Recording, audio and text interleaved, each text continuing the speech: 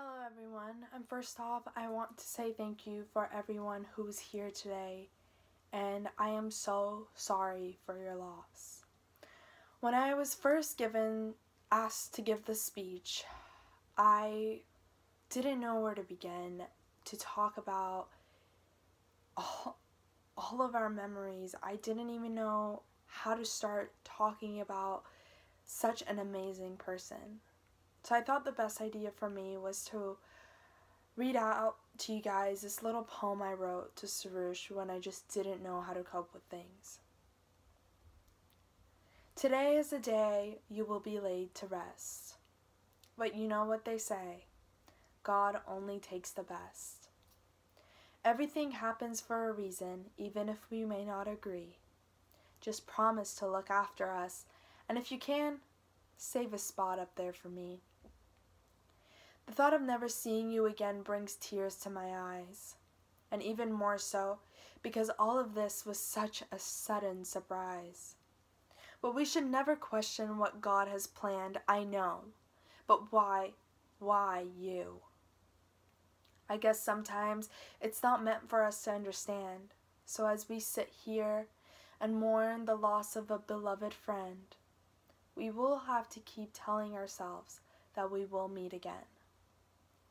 I think that is one of the only things that has slightly gotten me through any of this, is the fact that I know we will meet again, and I know that we will get to sit with each other again and laugh and cry and hug and just be there for each other and make more memories than we already have. It's really tough because Sarush has always been there for me whenever I was going through something really hard in my life. And it sucks that he can't be here for this one when it is probably the hardest thing I had to go through for the past 19 years.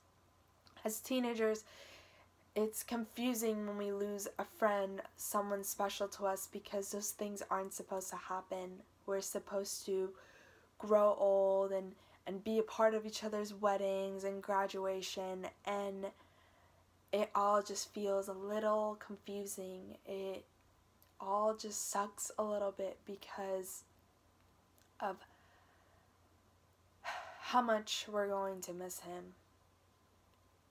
Sarush wrote this poem out for me back in 7th grade, and I really wanted to read it to you guys because this is exactly the way I and many of us have felt about him. So I found this message, and he said that I wanted to give you this poem tomorrow, but I'm just gonna give it to you now. And the poem says, you give to me hope and help me to cope. When life pulls me down, you bring me around. You teach me to care, and you help me to share. You make me honest, with kindness the best. From you I learned love, with grace from above. It's for you I live, and I want to give.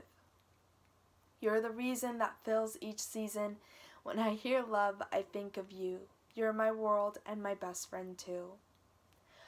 I love you because you're so kind, thoughtful, and caring. I love you because you're so pleasant, lovely, and sharing. And I wish he was here right now so I could dedicate this poem that he dedicated to me in 2011 to him in 2018, because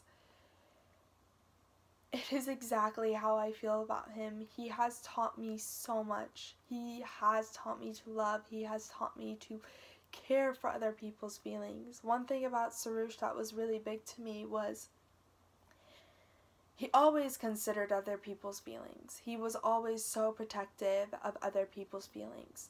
If he was going through something and he was with a crowd, he would automatically put that problem aside and pay attention to the other people and make sure they're laughing and having a good time. And he always made sure that every single one of his friends were going to bed smiling and happy. I also learned something other than that from Sarush. I always learned. He used to say this phrase that was maybe a joke, but it really stuck to me because I'm guilty to say I am 19 years old right now, and 12-year-old Sarush used to say this, but I still use this phrase today. And I use it whenever I feel like giving up, or when I feel like I'm not good enough, or that I just feel like I failed reaching my goals or something that I wanted to do. Sarush would always, whenever we were making fun of him or just saying like, oh my god, you're so stupid, or something as a joke, he used to always look at us, stand, like put all his weight on one leg, put his hand on his hip, and go like this, and he would turn around and say, bitch, please, I'm fabulous. And that phrase just stuck with me because every time I look in the mirror and I feel like giving up or I just don't feel accomplished, I look at myself and I'm like, bitch, please, I'm fabulous. And that phrase just makes me smile because it truly brings out the person who he really is. I am so happy I had the privilege to meet Sarush in middle school. When I moved from Texas, I didn't really know anyone, and he was my first close guy friend, and